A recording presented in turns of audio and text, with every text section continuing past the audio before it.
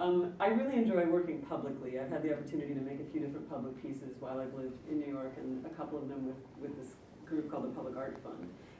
And off the Semaphor, this piece from a couple years back, kind of stems from my, as a Californian, even though I've been in New York a long time, my sense of just, I don't know, what's the word for this?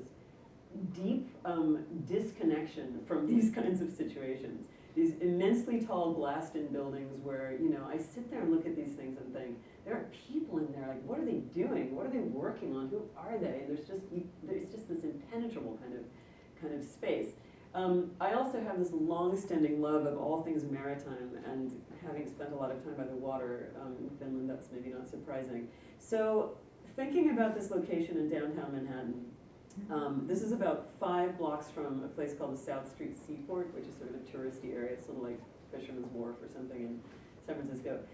You would see this object, this bright blue object, and you would come closer to it and encounter one of these sort of touristic viewers, which was looking at one thing and one thing only. You cannot move the viewer around, it's fixed in position. And what it is looking at is a window in a building about 5 blocks south and 17 stories up.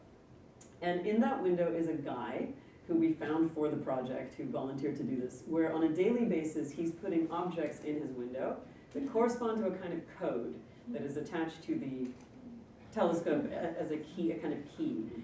And with these very simple instructions, you are able to see, based on what he puts in his window, the message that he is trying to send to you. And all the language here of the key is derived from maritime semaphore signal systems. So they have this very sort of nautical flavor to them.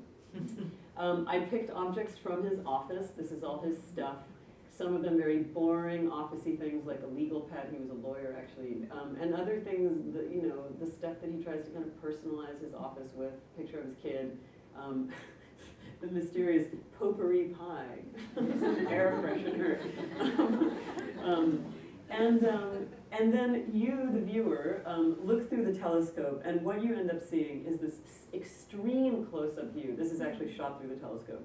So you never see him, you never spy on him. It's not a voyeuristic piece that way. You just see these object arrangements. And at such a close range that what I hope also happens is you don't really know which window you're looking at. You can't see them with the naked eye. So maybe there are lots of people out there sending these, you know, slightly desperate pleas for, sometimes for help. So negotiations are underway. Proceeding without incident. I have received faulty instructions. I'm trying to blame someone else.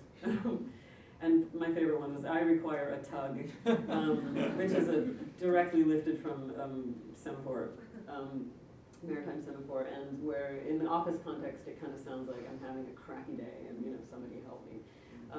And he was a fantastic participant, this guy. He did these messages every day, sometimes even more than once a day, and I hope it's the kind of piece that actually bridges space in a number of different ways, you know, from outdoors to indoors, from public to private, from ground to a point higher up. I sort of see it as like this one thin thread of connection that, you know, for an instant you have with somebody unknown to you, but where there's kind of a sense of someone in there doing something.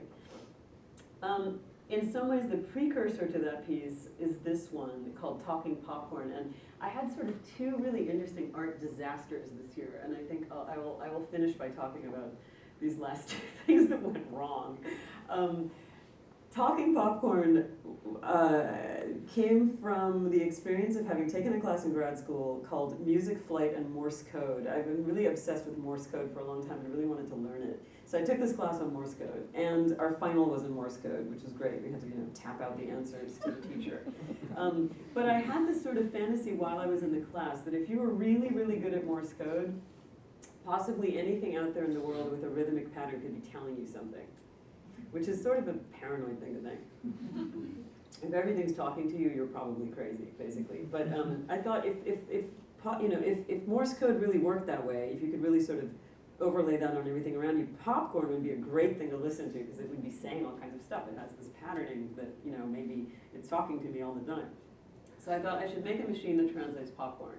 And, you know, the second thought was, I have no idea how to do that, and I'm never going to be able to do that. But after a while, I just kept thinking about this, and I had to sort of find a way to make the piece. So I found a programmer who wrote a beautiful program and collaborated with me to make this thing happen. So what happens is you encounter talking popcorn. And in case you've never heard Morse code, actually, let me just play you what this sounds like. It was a system of communication designed for use with the telegraph, consisting of long and short beeps, sounds, and you've probably heard this in war movies or something, but right. And I just love the sort of musical quality that it has. It's amazing to me that someone who can listen to that correctly can perceive it as language. So you press the button, the popcorn begins to pop. There's a microphone inside that little kind of compartment, picks up the sound, feeds it to a laptop, and then this this spoken voice comes out of the machine in a live translation of what the popcorn is saying. So I'll play you what that sounds like. Utarajat. Gvex multi. Utami. I. Kisai. Hi famous exit. E. Safe Werkse. Suggestions for hot term Latinoma. Fuji. Tamayana. Keys P. Glurf. Ilfur. Adnum. Farrington Jeeves. Jake suffers with so Teach Slota to Mr. Adj Zegfred Befberta Up Uta Terhaiki Pnaheim Jesum Rift Monsieur in Jason Gusmi in Teenage Jabelka Iotria and Kmo to buy. Hi. So you only hear this sound. You never read what's coming out of its mouth. And that was important to me. I was thinking actually a lot about the experience of speaking with someone in a language that you don't speak very well. And that moment where you're like, I really hope we're having the same conversation.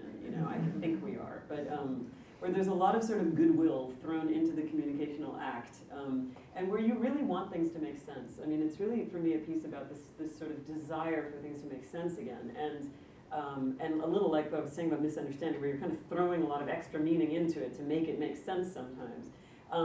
So it becomes a kind of audio Rorschach blot for what you want it to sometimes be saying to you, perhaps, or at least your desire for it to say something intelligent to you. It said lots of stuff to me while I was making it. It started calling me mom, disturbingly. It asked me once in this sort of polite voice, do you ski?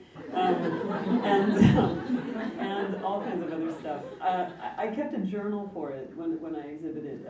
This printout of sort of daily speech is often kept. And you can actually see, where is this? It says mom. I mean, I'm not making that up entirely. It did say mom. But lots of language comes out of this, not just in English, occasionally in other languages too. And at the same time, it was not important to me that it ever said an actual English word. It was much more important that you listen with this mindset of kind of desire for it to speak to you. In an homage to that tradition of bronzing a baby's first pair of shoes, I decided to bronze the popcorn machine's first spoken kernels. So the first word it said in English was we, ... And so these were put in this kind of overly precious looking box and kind of over presented in some ways.